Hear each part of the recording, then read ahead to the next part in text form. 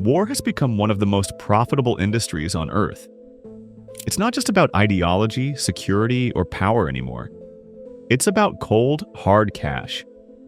From missile manufacturers to cybersecurity firms, from nations exporting tanks to private contractors rebuilding what was destroyed. War is a product, and the world is its customer. But who are the top suppliers in this deadly supply chain? In this video, we're peeling back the curtain on the countries and corporations that rake in billions from global conflict. We're talking names, numbers, and the uncomfortable truths most news outlets won't spell out. Some of these nations promote peace at podiums and sign defense deals behind closed doors. So, let's follow the money, because understanding who profits from war might just be the key to understanding why peace is still so hard to find. Section 1. War Inc., a multi-trillion-dollar industry. To get a grip on the scale, consider this. Global military expenditure in 2023 crossed $2.2 trillion. That's not a typo. It's larger than the combined GDP of over 150 countries. But where does all that money go? In the United States alone, $816.7 billion was allocated to the Defense Department in 2022. Nearly half of that, $389.5 billion, was funneled directly into defense contracts.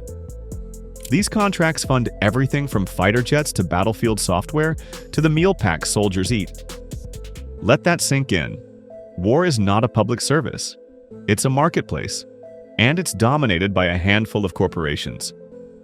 Leading the charge are Lockheed Martin, Raytheon Technologies, General Dynamics. Together, they command a combined market cap of nearly $300 billion. These firms build and sell the tools of war. Their customers? Not just the Pentagon, but countries around the world, hungry for firepower. When conflicts erupt, whether in Ukraine, Gaza, or Yemen, these companies get busy. Orders spike. Stocks rise.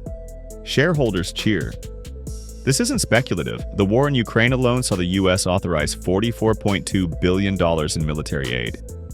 A good chunk of that went to replenish American stockpiles, a win-win for manufacturers. Missiles, tanks, drones, all bought in bulk. In war, destruction equals demand. Section 2. The United States, war's top exporter. If the global arms market were a high-stakes casino, the United States wouldn't just be playing, it would own the house. Accounting for roughly 39% of the world's military spending, the U.S. also dominates the export of weapons. Why? Because war is deeply embedded in the American economy. In 2022, Lockheed Martin sold $44.5 billion worth of weapons to the U.S. alone. Raytheon scored $25.4 billion. General Dynamics, $21.5 billion. These companies don't just sell to the U.S., they ship to Saudi Arabia, Japan, Australia, Poland, and Ukraine, among others. And the products? Everything from F-35 fighter jets to Patriot missile systems. The U.S. is essentially the Amazon of global warfare. Then there's the Presidential Drawdown Authority, PDA. It allows the president to authorize emergency arms transfers without congressional approval. Between 2022 and 2023, 47 drawdowns were authorized totaling over $25 billion, often benefiting U.S. contractors. But here's the twist. These same companies are heavily reliant on U.S. government spending. Lockheed Martin, for instance, derives 73% of its total sales from Uncle Sam. If U.S. defense budgets shrink, so do their revenues.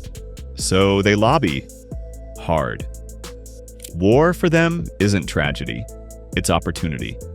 And every time a new global hotspot flares up, the phone lines at Lockheed buzz like Christmas morning. Section 3. The Global Arms League. Who else is cashing in? The U.S. may lead the global arms market, but it's certainly not alone. An entire cast of countries competes for a slice of this highly lucrative pie. Let's explore the nations climbing the ladder in the arms industry and understand why war is big business across the globe. 2. Russia. Even under heavy Western sanctions, Russia remains a powerhouse in arms exports.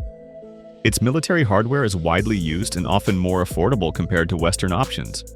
Major buyers include India, China, Vietnam, and Algeria. Russian equipment like the S-400 missile system, T-90 tanks, and Su-30 fighter jets are staples in several foreign militaries.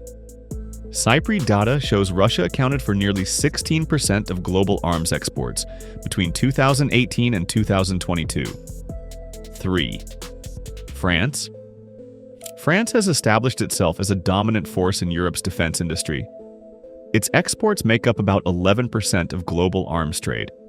Top products include the Rafale fighter jet, Scorpène submarines, and NH-90 helicopters. Key buyers: India, Qatar, and Egypt. The 2021 mega deal with the UAE for 80 Rafale jets was valued at $19 billion, France's largest arms contract ever. 4. China. Often underreported, China has surged ahead as a major exporter with 5.8% of global arms exports. While its transparency is limited, China has found loyal buyers in Pakistan, Bangladesh, Thailand, and Myanmar.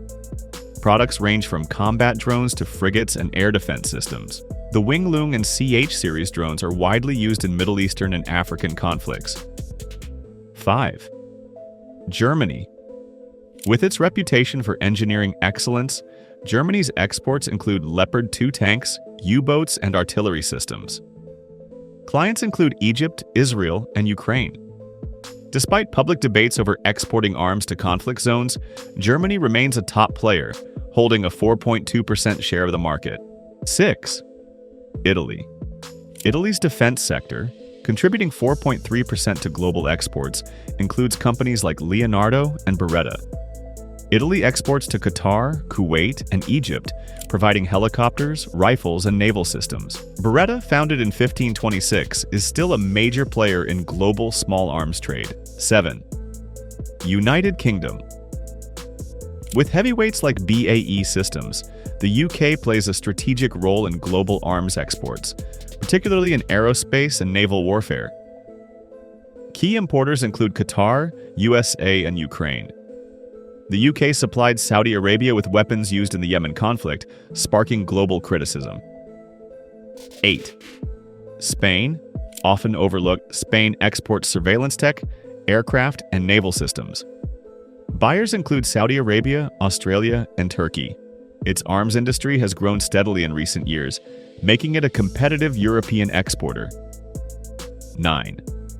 Israel. Israel is renowned for its military innovation, particularly in drones, missile defense, and cybersecurity. In 2021, it exported $357 million worth of arms, mainly to India, USA, and the Philippines. Its Iron Dome system and Spike missiles are in high demand. 10. South Korea. A rising star, South Korea exported tanks, howitzers, and aircraft worth $17 billion in 2022. Major clients include Poland, India, and the Philippines. Its defense firms like Hanwha Defense are becoming global contenders. These countries view arms exports as more than just sales, they're strategic tools. Military exports strengthen alliances, boost influence, and support thousands of domestic jobs. But with profit comes responsibility, and as these nations expand their reach, they face mounting ethical scrutiny. It's a billion-dollar club with blood on its dividends. Section 4. Ethical dilemmas. When profit trumps peace. Let's get real. These profits come with blood on the receipts. When Saudi Arabia bombs a Yemeni school bus and remnants of a US-made missile are found in the wreckage, that's not just a tragedy. That's a transaction. The Yemen war, which started in 2015, has created one of the worst humanitarian crises. Over 21 million people need aid, yet weapons from US, UK, and France keep flowing. In Gaza, reports of US-supplied white phosphorus being used raise alarm bells. This chemical weapon is banned under international law for use in civilian areas. But Raytheon and others have sold it to allies. And what about the impact at home? In the US, students graduate into debt while contractors like Lockheed post quarterly profits in the billions. Politicians receive campaign donations. Voters are told it's about freedom. Meanwhile, activists like Firoz Azizi protest outside Raytheon offices, calling out the hypocrisy. They see the pattern: weapons made in America, shipped abroad, used in wars that Americans may never fully understand or even hear about. The irony? Many of these defense firms brand themselves as security companies or innovation hubs. But their biggest innovations are in destruction. Section 5. Why war never ends. A financial feedback loop. Here's the hidden engine behind perpetual war: incentive. When war generates revenue, there's a built-in reason to keep the cycle spinning. Peace becomes less profitable, and every step of the way, someone's cashing a check. It starts with a conflict.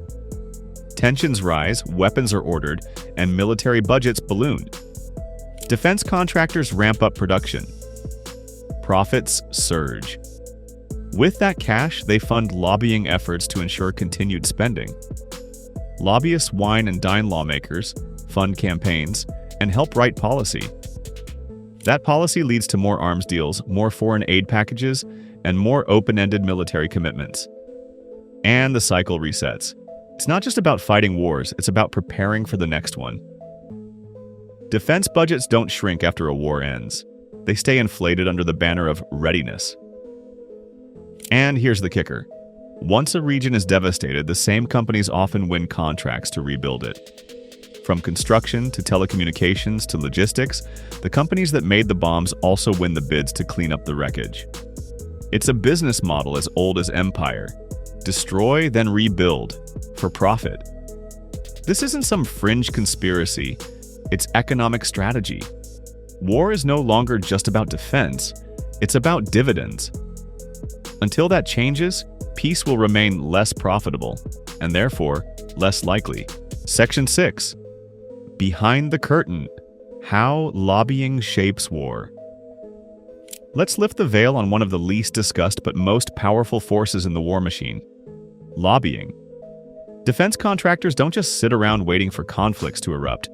They actively influence foreign and domestic policy to ensure those conflicts keep the checks flowing. In 2022 alone, the U.S. defense industry spent more than $100 million on lobbying Congress. Lockheed Martin, Northrop Grumman, Boeing. These names show up repeatedly in political contribution records. This money doesn't just go to campaign donations. It funds think tanks, policy conferences, and advisory roles that shape national security narratives. The result? Policies that keep defense budgets inflated and weapons exports flowing. Retired military officials often end up working for these same companies, a practice known as the revolving door. And politicians who vote for war often find themselves rewarded with campaign cash or lucrative post-retirement consulting gigs. It's not a coincidence, it's a well-oiled network. So when the public hears talk about supporting allies or ensuring global stability, it often comes with a hidden agenda, crafted in boardrooms, written by lobbyists, and sold as patriotism. It's this machinery, not just bombs and bullets, that keeps the war industry alive and thriving. We often talk about war in terms of heroes, victories, or strategies. Rarely do we talk about it in terms of balance sheets, but maybe we should, because while soldiers fight and civilians suffer, corporations count, and governments let them. The question isn't just who profits from war, it's why are we still funding it? If we want peace, we have to stop making war so profitable. Now ask yourself, who benefits the next time you hear the drums of war beating on the news? If this video opened your eyes or challenged your perspective, do one small thing that costs nothing. Like, subscribe, and share this video.